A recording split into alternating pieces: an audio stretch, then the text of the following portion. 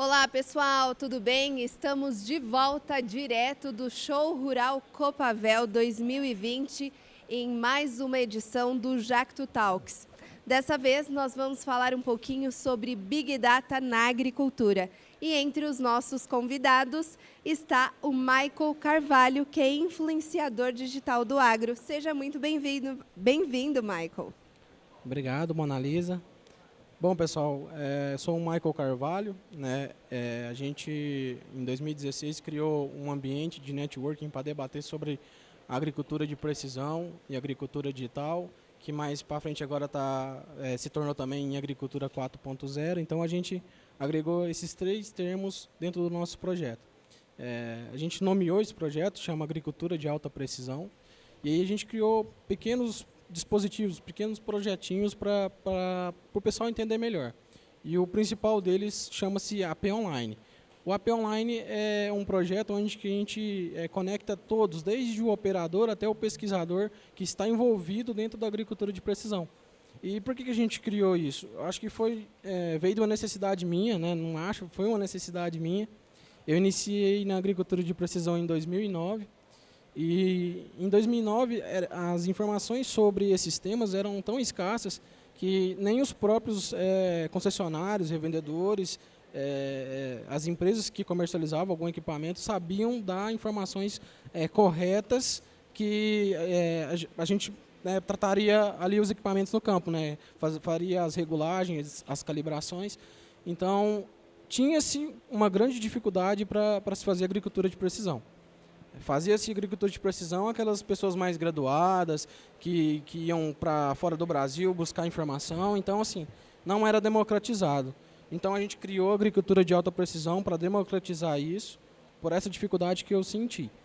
E hoje, a gente tem mais ou menos 7 grupos no WhatsApp, com mais ou menos 1.750 pessoas, e vai desde esse espectro, desde daquele profissional que opera a máquina de agricultura de precisão, até aqueles pesquisadores que estão ali pesquisando sobre novas tecnologias que estão entrando. E hoje está bem legal, porque tem bastante gente importante e as informações que circulam lá são valiosas, né? Tem um grande valor, porque são pessoas importantes, pesquisadores que estão, às vezes, falando, profissionais que têm 20, 30 anos, que debatem junto com a gente. Hoje a gente entrega manual, entrega regulagem, um monte de coisa em 5, 10 minutos, o que muda a vida do agricultor no campo, porque tempo na agricultura é a palavra-chave. Só pela apresentação já deu para perceber que ele tem muito conteúdo para compartilhar, né? Quem também vai participar do nosso bate-papo é o Guilherme Panes, que é o gerente de desenvolvimento de novos negócios aqui da Jacto. Seja muito bem-vindo, Guilherme. Obrigado, Mona Lisa. Sempre um prazer participar.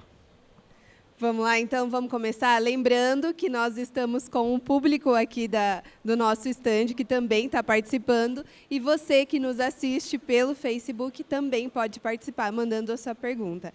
Para começar, eu gostaria que vocês falassem para a gente o que é o Big Data na agricultura. Qual é a principal função do Big Data? Legal, esse é um tema que vem sendo bastante falado. Basicamente, o que vem acontecendo hoje, o conceito do Big Data ele é baseado em três Vs, que a gente chama, né? O primeiro deles é volume. A gente está com um volume de dados muito grande, a gente percebe na vida, a agricultura está acontecendo a mesma coisa. Então, o volume de informações que a gente vem gerando no agronegócio é um negócio assustador. A utilização nós vamos falar daqui a pouco, mas o volume vem aumentando. O segundo é a variedade do dado, ou seja, você tem muito dados sendo gerados de formatos diferentes. É shapefile que já as máquinas geram, é dado de produtividade, é dado de clima, em formato de áudio, texto, vídeo. E a gente não consegue controlar muitas essas coisas. Você manda um áudio no WhatsApp, ele não faz parte do teu banco de dados das coisas que você tem na fazenda. E ela é tão importante um dado agronômico que estava lá quanto que foi. Então o segundo dado é variedade. E o terceiro é velocidade. Ou seja, a velocidade com que as informações vão sendo geradas é um negócio absurdo. O Gartner tem uma estatística muito interessante que diz que em 18 meses a quantidade de dados existentes no planeta dobra. Então é um negócio, nós estamos vivendo tempos que nós nunca vivemos. Então a questão do volume, da variedade, da velocidade vem aumentando. Esse é o conceito do Big Data, é como é que a gente consegue, nesses 3 Vs, com um volume tão grande de informação, extrair algo útil daí. Bom, o Big Data é digamos assim, um grande paradigma para a agricultura de precisão, né, para a agricultura digital. porque é igual o Guilherme falou. Você tem que ter volume, tem que ter variedade e tem que ter qualidade também, eu acrescento aí. Porque essa qualidade no Big Data é o que vai determinar se as informações que você tem, elas vão ser definitivas para te trazer rentabilidade para o agricultor. Mas a variedade também é importante porque ele vai começar a empilhar dados e ele vai começar a correlacionar dados. Por exemplo, ele vai correlacionar a produtividade com o clima, que é um dos principais, um dos dados mais importantes que se é coletado para um Big Data hoje. Então, ter essa variedade, ter essa qualidade é bastante importante. Mas o que a gente tropeça aí? É que a gente ainda não está, digamos que num patamar que a gente consegue dominar o Big Data de uma forma que, por exemplo, os bancos dominam. Bancos têm todos os dados seus, eles sabem onde que você compra, quanto você compra. Uma loja de eletrônico, no comércio eletrônico, ela sabe o que você mais gosta de comprar, quando você compra, e ela usa a data certa para te enviar um anúncio. Ela te envia um anúncio de uma coisa que você pesquisou, e isso é Big Data. E na agricultura a gente vai ter que dominar isso aí, e isso não está nem perto de ser dominado. A gente precisa construir melhor, formular melhor o conceito para os nossos agricultores do que é Big Data, do que é o poder disso daí, porque a indústria e o comércio já domina. A saúde também vem dominando muito o Big Data. A gente pode dar exemplo de Big Data no uso da medicina, algoritmos, inteligência artificial, com banco de dados, ele já consegue prever se a pessoa vai ter uma doença, se ela vai ter um câncer. Já tem numeração de genes, eu sumiu a palavra aqui agora. Mas é isso aí, o Big Data é isso aí, é bem poderoso, mas tem que saber usar, tem que saber extrair as informações. Um dado interessante do que ele falou, assim, pensando nos exemplos, né? Por que a gente, na verdade, não consegue utilizar dados para prever qual é a necessidade do alimento? Então você vai ver muita coisa se perde porque não tem demanda, porque está na hora errada. Da mesma forma como o banco consegue predizer esse tipo de coisa, e o varejo é muito bom nisso. Saúde eu acho que ainda precisamos evoluir, mas varejo é muito bom nisso. Quer dizer, talvez o agro pudesse, com uma cadeia de dados, com um Big Data consistente, talvez a gente conseguisse predizer o que a gente está precisando, entender a demanda, para gerar uma oferta positiva em cima disso, e talvez a gente gerasse alimento na hora certa, para a coisa certa, no lugar certo.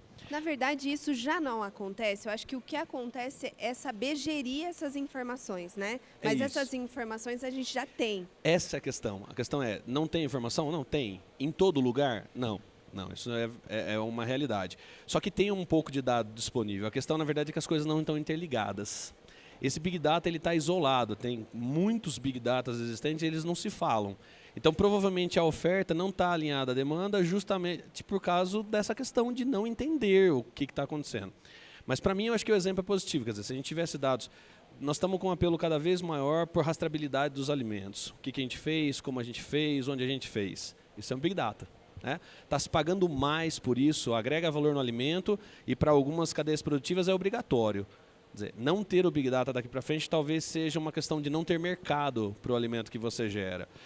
Outros países estão exigindo rastreabilidade de carne, rastreabilidade de uma série de coisas. Então, Big Data no agronegócio é mais que uma moda, ela é uma necessidade para a gente poder ter futuro. Aumentar a produtividade para o futuro vai ser dominar o Big Data. O Big Data me dá a oportunidade de correlacionar N informações para mim descobrir se aquela informação me trouxe mais produtividade. Vamos dar um exemplo. Se eu tenho um solo mais fértil, eu coloco determinada variedade nela, como que eu vou descobrir se foi a fertilidade, se foi o índice pluviométrico que essa área teve, se foi a temperatura, se foi a pulverização no tempo certo? E com o Big Data tem tudo isso correlacionando. Se eu não conseguir correlacionar, como o Guilherme falou, se esses Big Data não se comunicar, se essas camadas de dados elas não se falar, você não conversar, você não vai conseguir extrair essa informação. E na hora que você consegue extrair a informação do que te levou a produzir mais, por exemplo, foi a aplicação no tempo certo, ou foi o produto certo, ou foi a variedade certa que eu coloquei naquele determinado solo, aquilo ali vai me fazer produzir mais. Porque o que acontece hoje é que o agricultor posiciona a variedade errada, ele planta na hora errada, ele pode fazer um Big Data de 30 anos. Esse Big Data não vai estar perdido. Ele vai ter que ser estruturado para se conversar, se comunicar, e aí sim ele vai poder gozar de 30 anos de histórico.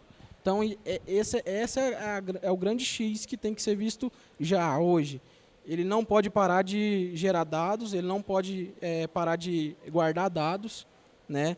E por quê? Mesmo que ele não saiba processar isso hoje, no futuro ele vai conseguir processar. E ele vai usar, esses dados vão ser a mina de ouro dele, vai ser o diamante que ele tem na propriedade dele, guardado dentro da nuvem, dentro do HD, mas que esteja guardado e que em algum momento ele use. Existe algum lugar do mundo que já funciona corretamente o Big Data na agricultura?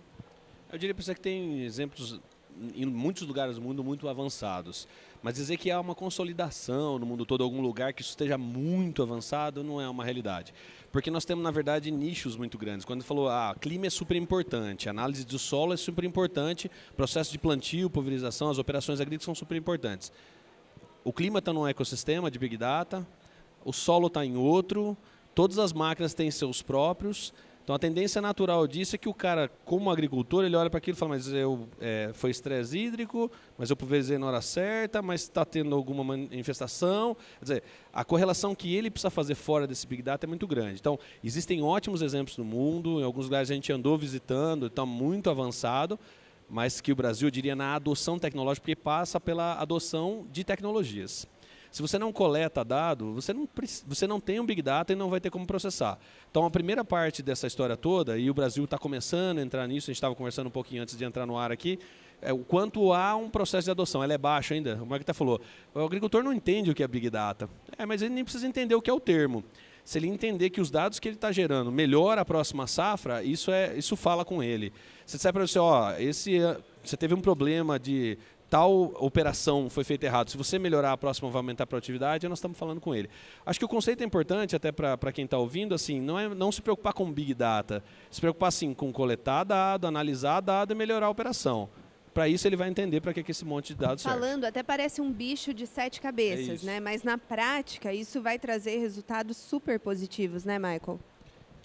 Traz sim, traz muito. A gente precisa dar saltos de produtividade, de produção agrícola, porque a gente tem desafios aí para 2050. Então, a gente tem que buscar dispositivos para verticalizar a produção. A agricultura de precisão, a agricultura digital, ela tem uma pegada sustentável enorme. E é o que eles estão cobrando da gente. Nós temos que se posicionar quanto a isso. Nós temos ferramentas. Né? Temos ferramentas para fazer. Eu acho que a gente está num processo de capacitação de profissionais de mão de obra, isso tem que continuar, tem que seguir firme. A FATEC é um grande exemplo disso, que tem o Big Data no agronegócio. Esses carinhas que estão sendo formados ali, eles têm que ir para o mercado de trabalho, eles têm que ser valorizados, muito valorizados, porque grande parte desse salto produtivo vai vir de Big Data. Hoje a gente poderia estar acima dos 123, 128 sacos por hectare, que se eu não me engano, que foi o campeão do SESB bateu esse ano. Mas a gente poderia estar mais se a gente tivesse um Big Data funcionando há algum tempo atrás. E é como você falou, não é um bicho de 7 cabeças. É você guardar dados com qualidade, ter a certeza que a coleta do dado foi feita corretamente.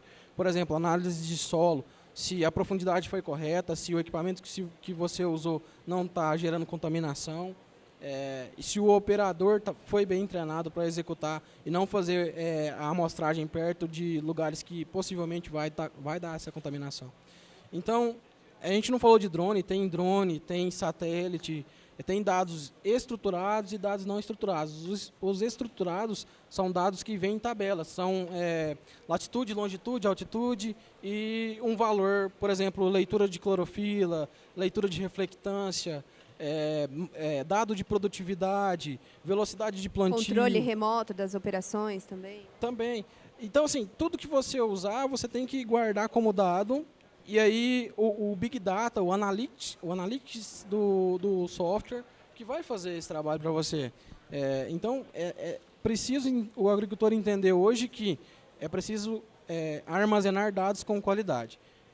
Mais para frente você vai conseguir uma empresa ou um software que vai conseguir estruturar o seu Big Data e te dar algumas respostas.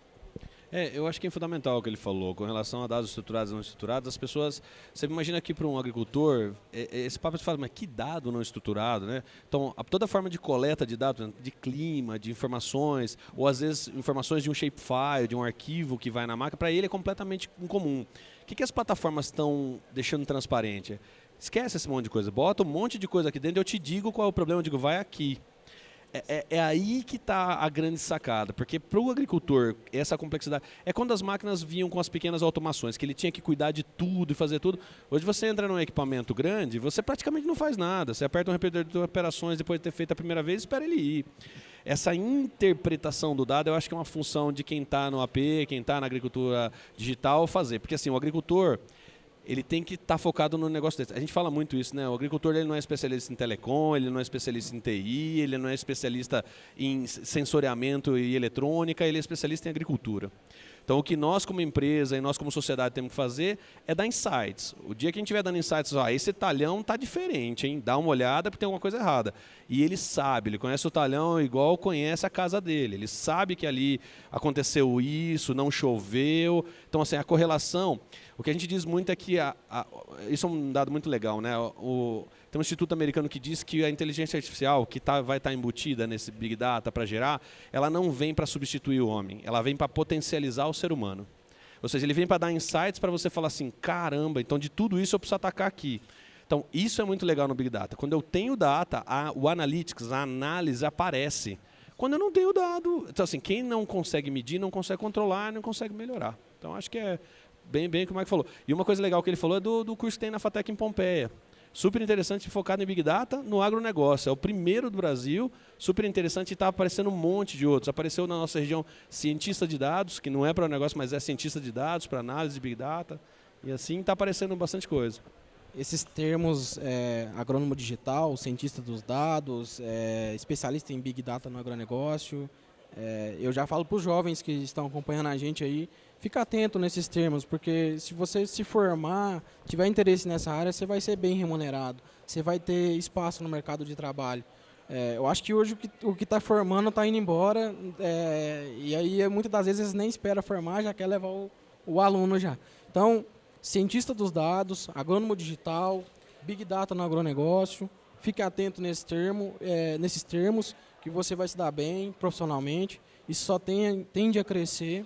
E para o agricultor, o que a gente fala é basicamente o que o Guilherme falou. Você não precisa ser especialista, mas você precisa de estar acompanhando a comunidade, entender esses temas, mesmo que seja superficialmente, para você confrontar com o prestador de serviço que você está conversando, com a empresa que quer te fornecer um software, com a empresa que quer só analisar os seus dados. Então, fica atento a isso da agricultura de precisão, da agricultura digital. Pelo menos para você ter um nível de debate. E é isso que a nossa comunidade oferece, esse nível de debate. Porque lá eles vão estar junto com a gente vai ajudar, vai colaborar, vai explicar o que e vai até, às vezes, indicar um amigo, um membro do projeto, que vai poder colaborar com a propriedade dele, para produzir mais. Achei importante ele falar do agricultor que não precisa ser especialista, né? Porque hoje em dia o agricultor, ele é um empresário, então ele precisa ter conhecimento em outros assuntos também, além da agricultura, né? É isso, assim, a visão holística tem que existir no agricultor, ele tem que conseguir ver o todo, ele não tem que ser especialista, mas é parte do trabalho dele. Por exemplo, assim, a gente tem vários softwares e tem cliente falando no acesso faz um mês. Pensa, ele está operando todo dia e não acessa para ver uma visão mais macro do que está acontecendo. A chance dele estar perdendo dinheiro é enorme, porque ele deveria perder tempo mesmo analisando o que está acontecendo, porque ele conseguiria agir. Porque a agricultura ela é muito temporal, né? Então, assim, demorou demais, não precisa fazer mais. Assim, alguma coisa de semanas, de dias, não faz diferença mais. Já houve um perda de produtividade. Então, a gente até estava falando muito disso. Big Data é um volume de dados muito grande e tal. O processamento está tão grande hoje que você consegue dados em alguns minutos. Então, assim, um grande desafio que a gente tinha com o TI no passado, que era um grande volume de dados, a gente não processava, isso já acabou. Esse tal de cloud computing que falam tanto, resolveu esse problema. A gente tem poder computacional sobrando hoje. Então, hoje não é um problema. Você voou com drone, em 24 horas você tem resultado. Então, hoje está acessível. Só precisa ter um pouco mais de visão holística e captar essas informações. Acho que um grande exemplo que os jovens vão gostar disso aí, eu vou dar exemplo de jovem porque a gente tem que focar um pouco no jovem, ele é o nosso futuro. Você falou de poder computacional. Hoje as plataformas de games, elas estão deixando de criar o console para poder oferecer isso no cloud, na nuvem. Vai processar lá no servidor da empresa e vai te entregar o game com o poder de processamento básico do seu notebook, do seu computador. Então hoje já é possível você processar grandes volumes de dados e dados pesados em servidores de empresas que te respondem só com a informação que você precisa. No caso dos games, você vai jogar games pesados de uma máquina de 10 mil, 15 mil reais, você pode jogar na sua máquina de 1.500, de 2 mil reais. Perfeito. O que está acontecendo cada vez mais com a IoT, que está acontecendo nas máquinas, é que tem um processamento básico no equipamento. No caso da geladeira, é isso. Todos os nossos eletrodomésticos estão passando por essa fase de transformação. Você tem algum processamento, o processamento pesado vai para a nuvem, a gente chama isso no equipamento de edge computing, computação na borda. E aí o que acontece é que quando ele sobe, processa e te dá insights. Então aqui é para não jogar dado... Então o que acontece é isso, a sua máquina limpa os dados na hora que manda, processa e vai te dar insights do que está acontecendo na operação. Isso é importante entender, porque quando eu não tenho a geração do dado, eu não tenho dado. Se eu não processo ele, não uso para nada, né? Com certeza. Ô, Maicon, você que lida diariamente com jovens da agricultura, como que você enxerga a relação deles com essas novas tecnologias? Eles estão mais suscetíveis a elas? Que bom que você tocou nesse assunto, Mona Lisa. A gente precisa de focar no jovem porque, primeiro, a gente tem que focar no jovem que vai fazer a sucessão familiar lá no campo. Esse jovem, ele é essencial para que a agricultura de precisão, a agricultura digital, a agricultura 4.0 e o que tiver por vir, ela seja bem dominada. E jovem gosta de game, gosta de internet, gosta de rede social. E os monitores hoje, os displays, os GNSS, está vindo muito conectado. Uns estão dando opção de tocar música, outros estão dando opção de acessar a internet. E isso tem o pró e o contra, né? Às vezes, se você não estiver muito focado no serviço da propriedade, você pode desviar o foco um pouco, pode até causar Essa eu não sabia. Toca música? Tem sim, tem alguns monitores aí que tem essas opções. Olha só que legal. Mas assim, o jovem tem que ter foco, ele está num ambiente de game. Hoje em dia, fazer agricultura de precisão é quase um game. Você está lá com o seu tratorzinho lá na tela, você vai para a direita, vai para a esquerda, bota no piloto automático, você tira uma selfie rapidinha, sem perder o foco da direção, porque você está ali para eliminar o erro que o trator pode ter, que o piloto automático pode ter. Eu nunca recomendei o pessoal sair fora de trator com piloto automático, essas coisas. A gente vê jovem fazer isso. Isso não é legal de ver, porque você pode tropeçar, o implemento pode passar em cima de você. Então, mas voltando para o jovem domina sim. A gente precisa de incentivar mais o jovem, aquele pai, aquele agricultor que vai passar o bastão para aquele filho. Ele tem que incentivar ele sim a se capacitar, fazer um curso de mecanização em agricultura de precisão, que a FATEC também oferece, fazer esse curso de Big Data. Ou se ele gosta muito de programação vai ser essencial mais no futuro. Ele não vai ter que necessariamente ser profundo em programação, mas ele vai ter que entender de programação para talvez conversar com o agrônomo. E o agrônomo vai conseguir reproduzir o que ele está imaginando, pensando, ou às vezes algum projeto que ele quer fazer. Uma coisa que a gente não faz muito aqui no Brasil é iniciar a robótica, programação com as crianças mesmo. E outros países às vezes fazem isso e eles estão num patamar desenvolvido. Eu estou dizendo para você pegar seu filho de 5 anos e começar a ensinar robótica para ele? Talvez não. Mas assim, saiba... Mas isso já está acontecendo, eu faço com o meu de 8, eu ensino. Saiba que é necessário. Já está acontecendo nas salas de aula. Lego, ele montar um Lego e botar ali uma rodinha para funcionar, para girar, para movimentar. Ele pode vir ser um engenheiro agrícola, ele pode criar projetos para agricultura de equipamentos para agricultura de precisão. Eu acho que essa pegada que está em segurar o jovem, a agricultura tem um lado legal dela. Então a gente tem que mostrar esse lado legal para ele. É um lado de responsabilidade. Tem um habilitador muito grande em tecnologia para os jovens. Se você pensar em termos de sucessão, a tecnologia é um habilitador. Quando o filho vê, a gente está indo muito, fazendo diversos testes em fazendas, o que acontece é que ele fala, peraí que eu vou chamar meu filho. Aí vem, mãe, não, eu já faço isso, já conecto aqui, já vejo ali, já... Então assim, aí você fala, vamos lá na máquina, o cara já fica todo empolgado. Então, se ele não vê isso na agricultura, se ele não enxergar isso na agricultura, ele vai falar, poxa, eu vou ficar o quê? Então assim, a tecnologia é um habilitador para a próxima geração. Porque você imagina que esse cara é um nativo digital, ele já nasceu com o celular na mão. Você acha que ele pretende, na verdade, não usá-lo no campo? Então, assim, quanto mais a tecnologia chegar aos jovens, quanto mais ela se aproximar da agricultura, mais a associação fica simples. Nas escolas está acontecendo. Toda escola de primeiro ano tem lá não programação, mas robô, etc. Na Finlândia é obrigatório. Na parte básica, no ensino fundamental, tem programação. Porque desenvolve o cognitivo e, mais que isso, né, habilita para soluções. Então, eu acho assim, o que tem de legal nesse movimento é que as novas gerações já estão prontas para ele. Certo? Nós só precisamos fazer chegar. Queria aproveitar o gancho e chamar a atenção das universidades. Tem muito curso de agronomia hoje que não tem nem agricultura de precisão. Nem um toquezinho, nada, nem né? um toquezinho, nada. E se às vezes... Eu já sugeri já para uma universidade, não vou citar o nome da universidade, já sugeri inserir matérias de agricultura de precisão, incentivar os alunos a construir, fazer seus trabalhos de graduação, de mestrado, de doutorado em cima de agricultura de precisão. E muitas universidades têm essa resistência de inserir essas matérias ou um curso específico para isso. E a gente precisa de demanda, a gente precisa de oferta de mão de obra para poder suprir o mercado.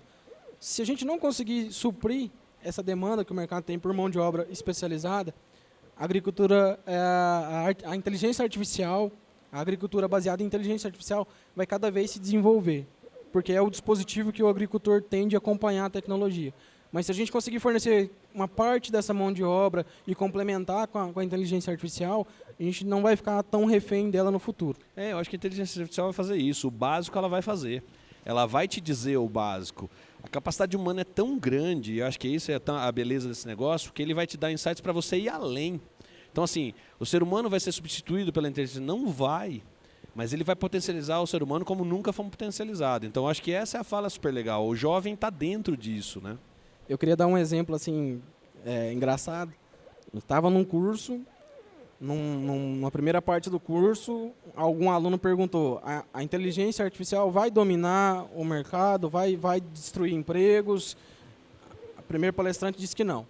Mas o último palestrante, que era um palestrante voltado à tecnologia 4.0, de processamento de dados, de data analytics, ele falou o contrário. Falou, eu estou me preparando porque eu vou perder meu emprego. E assim, o que eu acho interessante falar para o jovem é que você tem que se preparar, senão, se você formar puramente para agrônomo hoje, amanhã você vai perder seu emprego. E eu não estou falando brincando, eu estou falando daqui 10 anos, 15 anos. Eu estou falando daqui para ali. 10 anos, 15 anos na sua vida, jovem, é um salto. Eu não sou tão velho assim, eu estou com 33, mas é um salto. Então, se você não se preparar, você vai ter que, às vezes, aceitar uma posição profissional que não é a que você formou. Qual é o mote de inteligência artificial? Se você faz todo dia a mesma coisa, do mesmo jeito, você vai ser substituído por inteligência artificial. Se você precisa procurar soluções para coisas que estão sendo feitas, você não vai ser substituído porque tem um contexto muito grande na gente. Agora, se você faz sempre a mesma rotininha, a mesma prescrição, do mesmo jeito, a chance é muito grande, como aconteceu com muitas profissões no agro que foram substituídas por equipamento. A gente precisa se reinventar, né? Como é o tema dessa feira. E uma coisa que me deixou um pouquinho assustada quando você disse sobre os cursos de engenharia na faculdade que ainda não tem agricultura de precisão. Isso é assustador, porque quando a gente fala em agricultura, logo vem na cabeça tecnologia, que é impossível você falar de agricultura e não pensar em tecnologia. Não é, Guilherme? Falou especialmente dos cursos de agronomia especificamente. Assim, você pensa que se essa camada digital não vier, e assim, ela não é uma escolha. Assim, a faculdade... Esse é um problema da universidade no Brasil. Assim, tem uma coisa que eu acho que as universidades, algumas já entenderam e já se movimentaram. Eu sou professor universitário, então assim, algumas já entenderam e se movimentaram. Algumas entenderam que o mercado vai andar e que depois elas vão pensar. Então, o que a gente está dizendo o cara sai para o mercado de trabalho sem isso, ele já saiu defasado. Do começo da graduação ao fim da graduação, o mundo já mudou. Se a gente está dizendo que em 18 meses a quantidade de dados no mundo dobra, quando ele saiu da faculdade já é mais que o dobro do que ele passou ali. Então, a dúvida que eu tenho é a mesma do Marco. As universidades precisam entender isso, incorporar o currículo e, mais que isso, ter senso de realidade com a agricultura. Porque o cara vai sair do campo para ser agrônomo e não conhece nada de agricultura digital, ele não consegue fazer mais nada no mundo de hoje. Eu acho que o mais urgente possível tem que ser incorporado matérias que estão relacionadas à tecnologia na agricultura. Agricultura digital, agricultura de precisão, comunicação 4.0. Mas, assim, eu sou entusiasta de tecnologia. Eu resolvi fazer esse projeto porque eu sou apaixonado em agricultura. E eu, desde criança, sou apaixonado em desmontar carrinho de controle remoto para ver como é que funcionava.